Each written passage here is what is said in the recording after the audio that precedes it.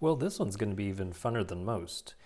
So find the zeros, and with it being a fourth degree polynomial, that means that there are 4 solutions. And in order to find the first one, we're going to be using the graphing calculator.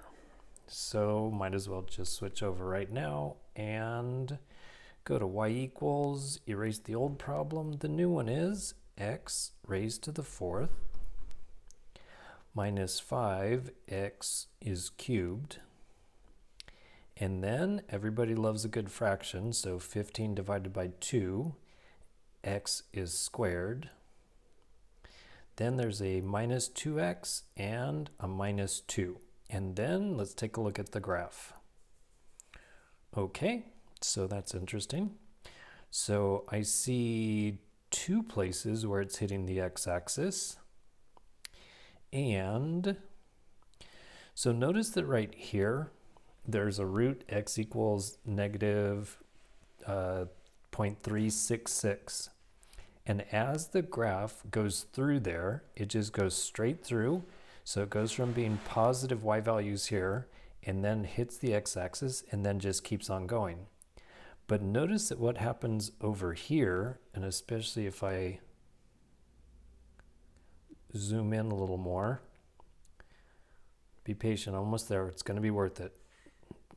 There we go.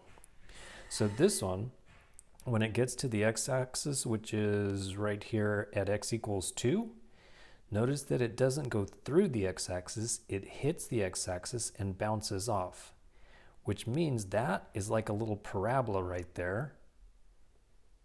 And it also tells me that x equals 2 shows up as a double root. So this one over here would be a single root.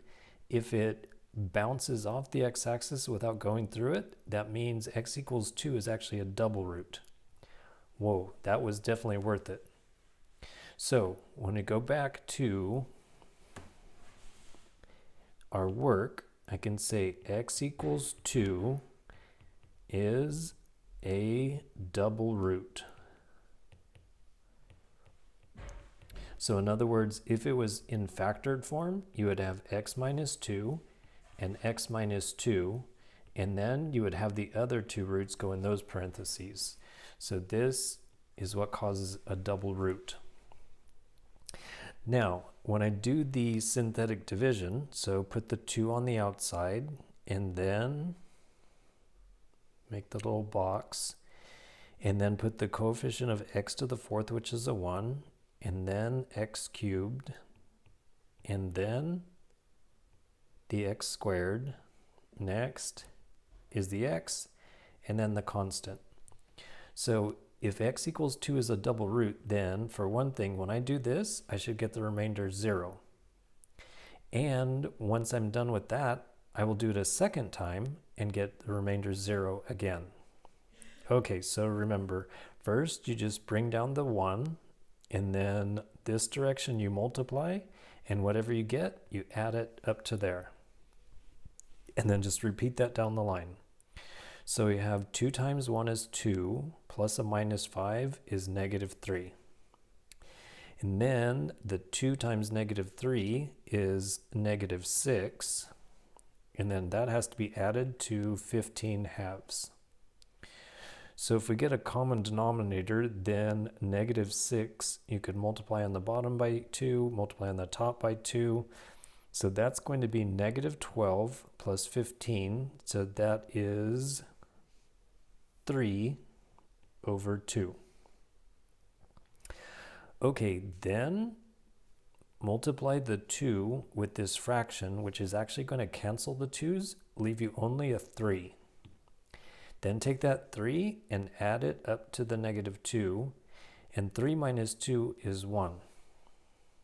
All right, then multiply the 2 with the 1, so that's 2, and then add it to this negative 2, and that means that the remainder is 0, just as predicted.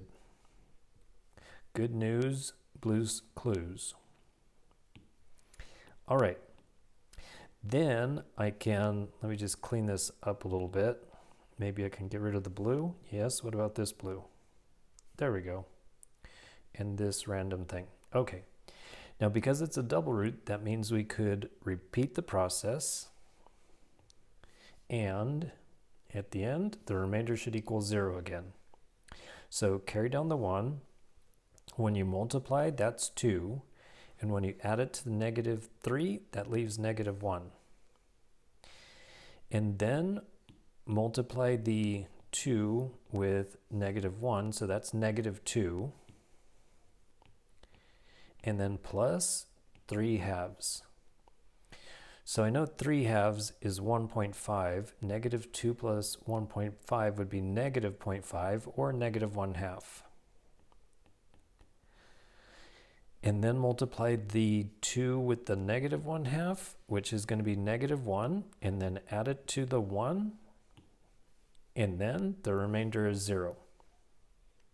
All right, so that worked out well. We got remainder equals 0 each time, so that means that those two 2's were correct. And then what's left?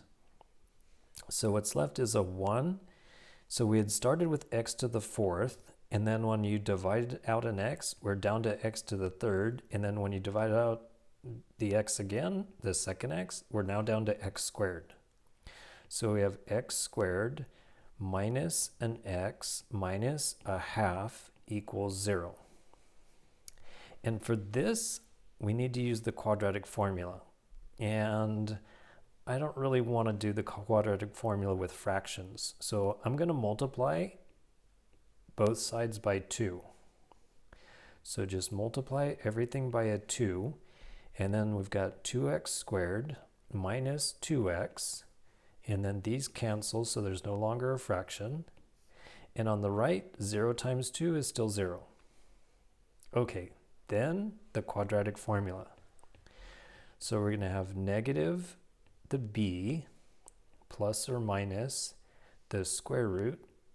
The b gets squared minus 4 times the a, which is 2, and the c, which is negative 1. And then just make a big old fraction. That's all over 2 times the a. All right, then simplify this. So first of all, I want to see what's inside the radical. So I'll just get a red pen. So negative 2 squared will be 4. A negative times negative will be a positive. And that's going to be 4 times 2, so plus 8.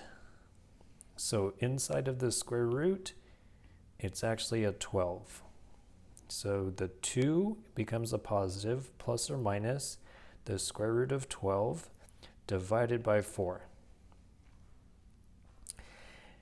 And now I just need to simplify the answer. So with a 12, you can write that as 4 times 3. And then we could simplify that radical by taking the square root of the 4, so that's going to be a 2 on the outside, and then the 3 has to stay inside the radical. And then one last thing is, we have all of these even numbers, so you could divide by 2, you could divide by 2, and you could divide by 2. So that leaves x equals 1 plus or minus 1 times square root of 3. And then it's divided by 2. And then also x equals 2 actually showed up 2 times. So there are the 4 answers.